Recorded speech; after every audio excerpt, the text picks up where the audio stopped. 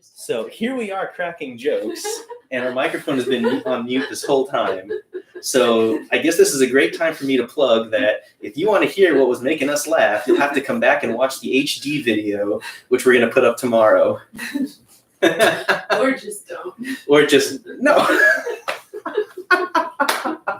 Well, anyway. So, again, thank you very much for joining us for this third episode of Reflect TV. We're going to do, again, two pieces. This first one will be a solo by me, and then the second one will be a duo.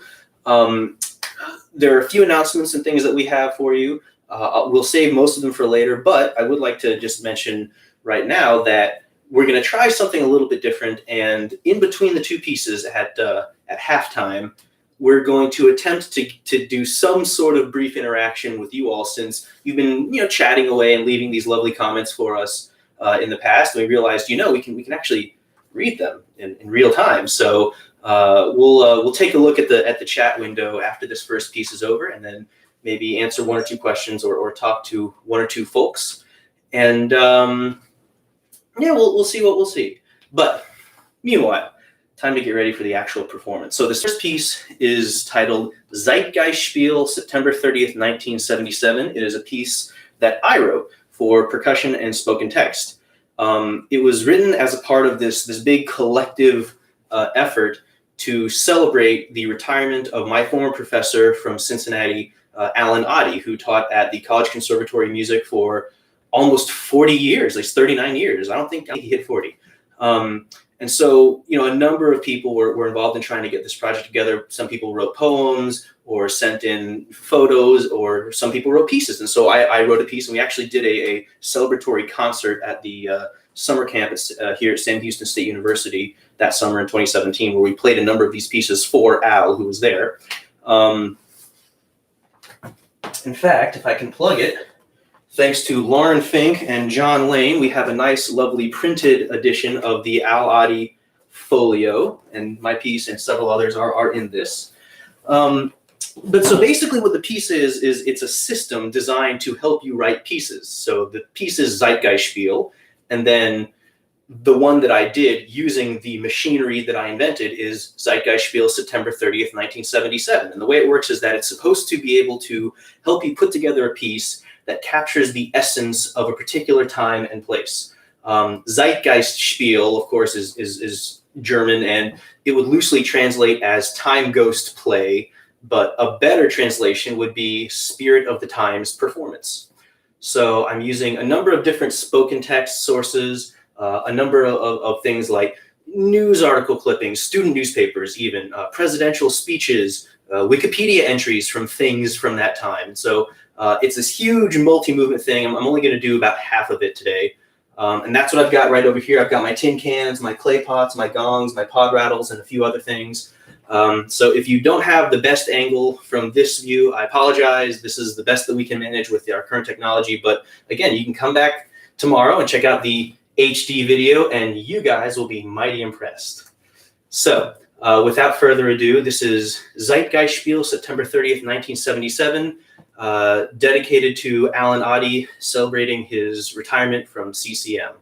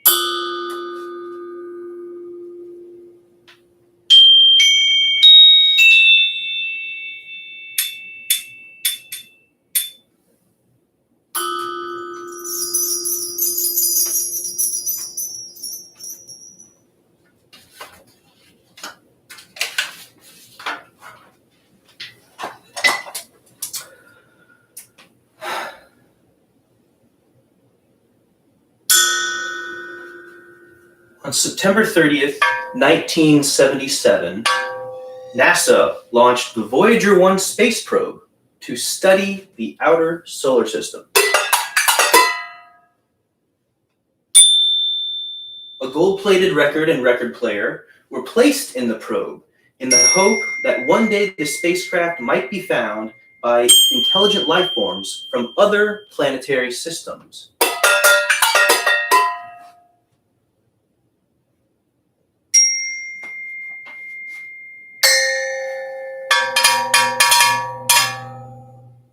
An inscription to the makers of music, all worlds, all times, was hand-etched on the surface of the record.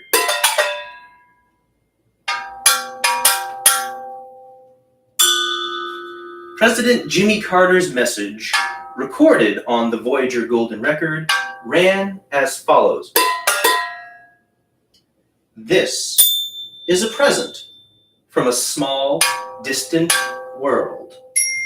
A token of our sounds, our science, our images, our music, our thoughts, and our feelings. We are attempting to survive our time so we may live into yours.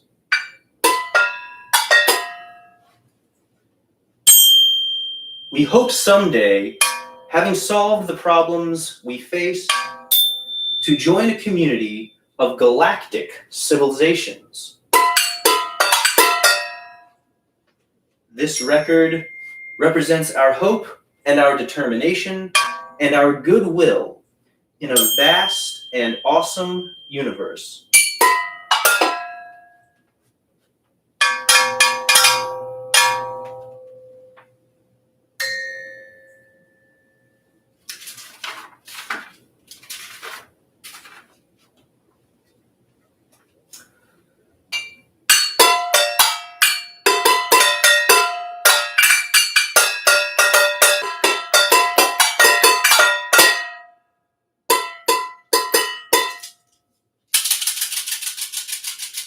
While you were lounging in the summer sun, drinking beer and playing frisbee, thoughts of school may have been non-existent.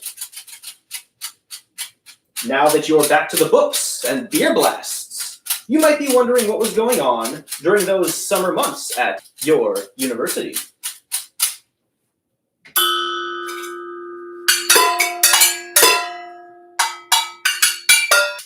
UC became fully state affiliated on July 1st, 1977.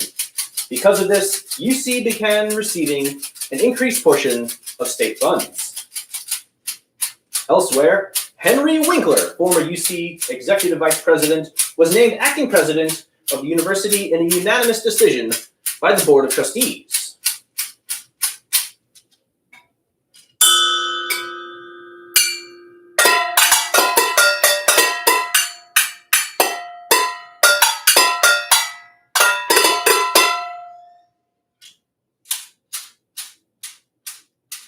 If it seems that things were moving quickly, they were.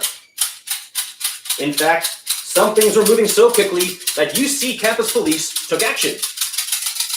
The action was taken against drivers of vehicles who exceeded the 15 miles an hour speed limit on campus driveways. 2 radar units were installed on August 1st to help patrol the areas. The University of Cincinnati News Record, September 30th, 1977.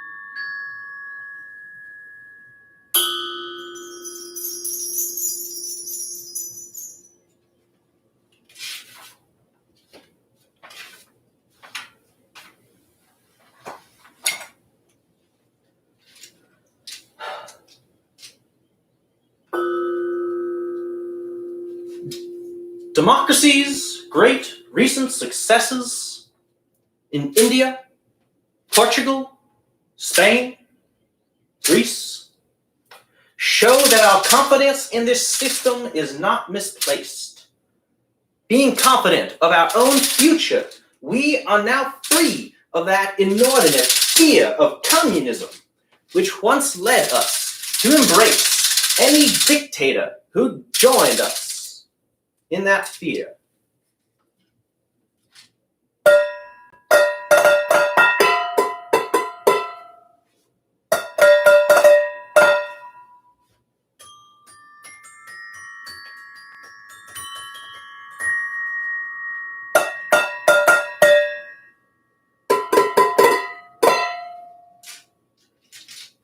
For too many years, we've been willing to adopt the flawed and erroneous principles and tactics of our adversaries, sometimes abandoning our own values for theirs. We've fought fire with fire, never thinking that fire is better quenched with water.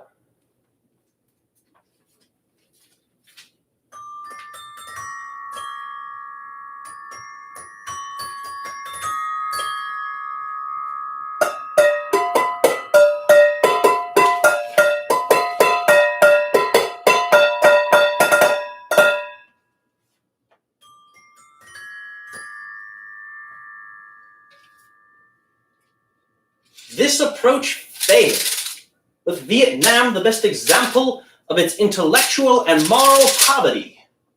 But through failure, we have now found our way back to our own principles and values, and we have regained our lost confidence. President Jimmy Carter, May 22nd, 1977.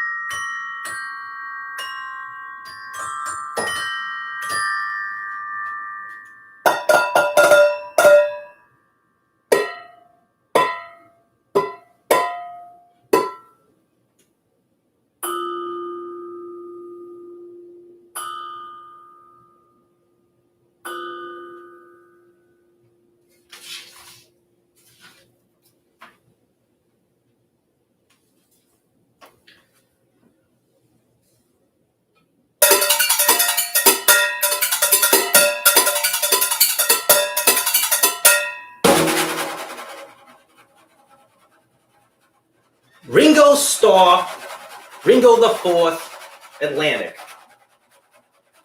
Less than 3 months after its release, the Ringo fan in me dutifully played this for a third and last time.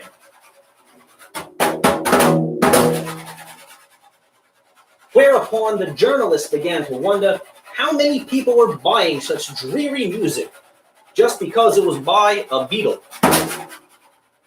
and was both saddened and pleased to learn that the answer for all practical purposes was no one.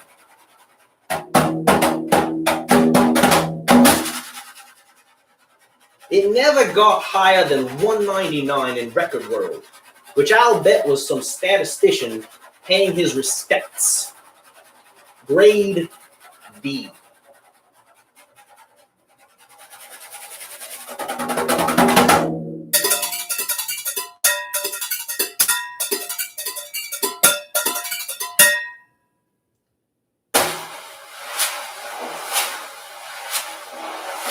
Billy Joel, The Stranger, Columbia. Billy remembers pretensions too. Having hidden his egotism in metaphor as a young song poet, he achieved success only when he uncloseted the spoiled brat behind those bulging eyes.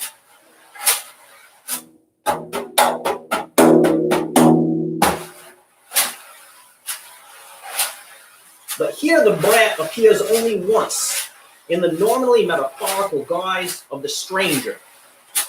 The rest of Billy has more or less grown up. He's now as likable as your once rebellious and still tolerant uncle, who has the quirk of believing that OPEC was designed to ruin his air conditioning business.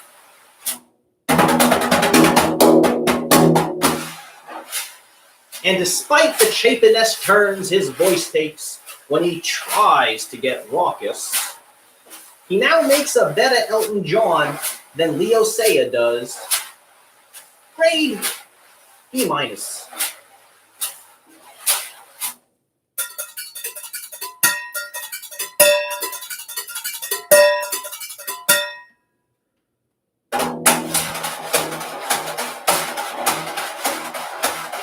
Steely Dan, Asia, ABC.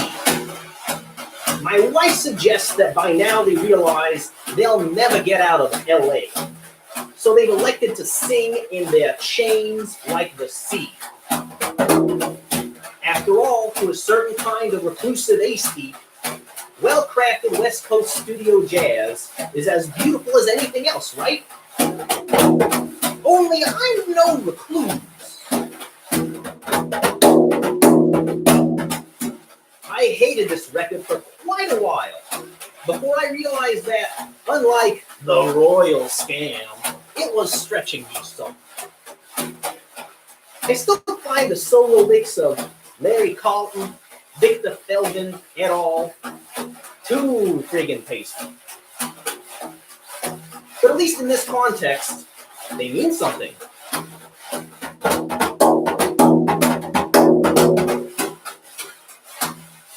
I'm also grateful to find Fagan and Becca's collegiate cynicism in decline. Not only is Deacon Blues one of their strongest songs ever, it's also one of their warmest.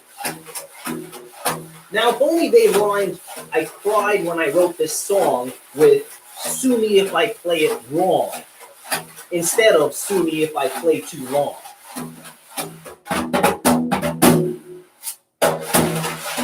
Preferring long to wrong could turn into their fatal flaw.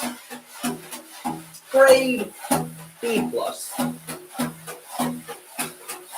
Music critic Robert Christgau, writing for The Village Voice.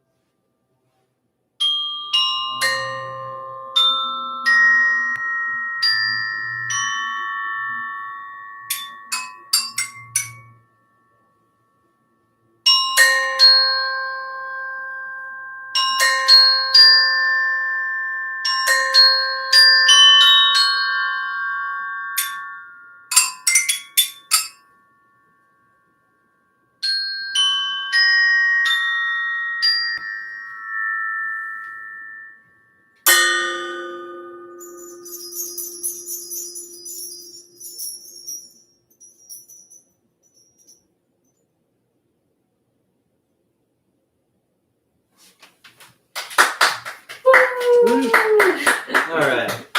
Thank you. Nice job. Thank you. So now I'm going to go ahead and move my stuff around. I don't know why they would have any questions. I'm sure that everything was very clear to them. But just in case, Elena's going to march over to the screen right now, take a look at this chat that you guys have got going on, and maybe respond to one or two things while I schlep. Okay. Oh, I should also mention, in case any of my students are watching, I am not putting any of my junk directly on the vibraphone, without proper protection. I have a black towel, and then I have a piece of thin wood, and then another black towel. So I don't need any snarky emails from any of you.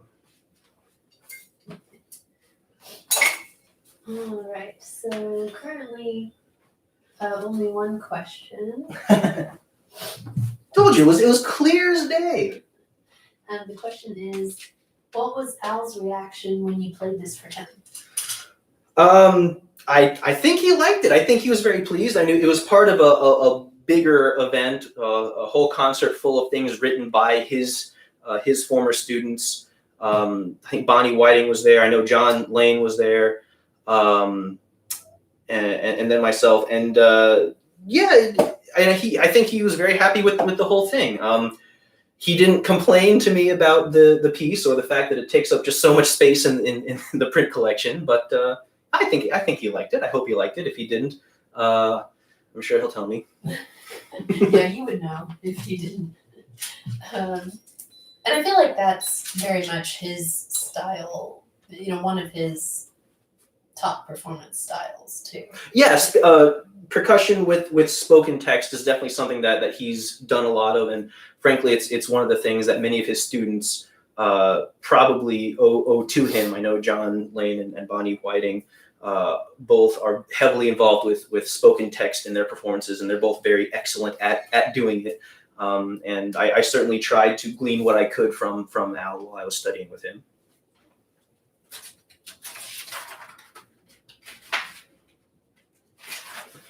Any other comments? Well, just to share, one says, I love the Cincinnati references and the amazing percussion work.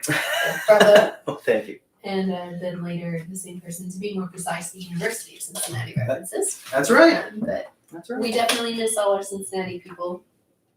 Oh, someone just asked, what did Ringo say? I think Ringo could afford not to care what the reviewer said. Yeah, probably. I sort of cheated. Those reviews were not written in 1977 specifically, but they were written about records that were released at that time. So if you want a soundtrack to the piece, I guess you would go look those pieces. So, all right, we ready for the next one? That's all the questions. All right, wonderful. So, Elena, I think you have a prepared reading for us. Well, maybe not so prepared, but yes, a reading. Let's see, I stand here. Okay. So Brian was able to find a translation of the poem on which Clair de Lune is based, which I didn't even realize it was about a poem. So I was excited. Well, you're not allowed to play it then. Whoops. There goes the rest of our program. Okay. So, Clair de Lune translates to Light of the Moon, and this is written by Paul Verlaine. It was originally in French. I will not be reading it in French. And perhaps some of our some of our Canadian friends might be able to give that a shot. Yeah, you can record yourself, and we'll play it next time or something. What's going on? I don't mind. It's just watering. I don't know. It's not that moving, or is it? I mean, you're the pregnant one. I'm not throwing any stones. Okay. So Light of the Moon by Paul Verlaine. Your soul is like a choice landscape where pass charming actors masked, who pluck the lute and dance there as if the light fantastic covered sadness.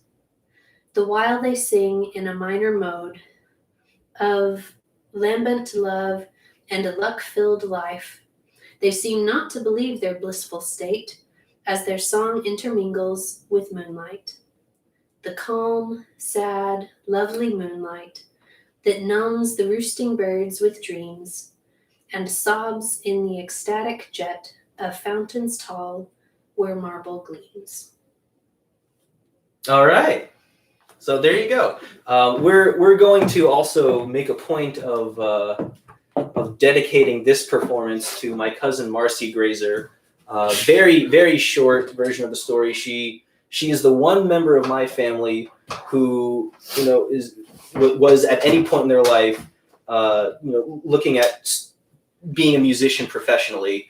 And just since becoming adults and since getting married, Elena and I, we have just grown closer and fonder of Marcy.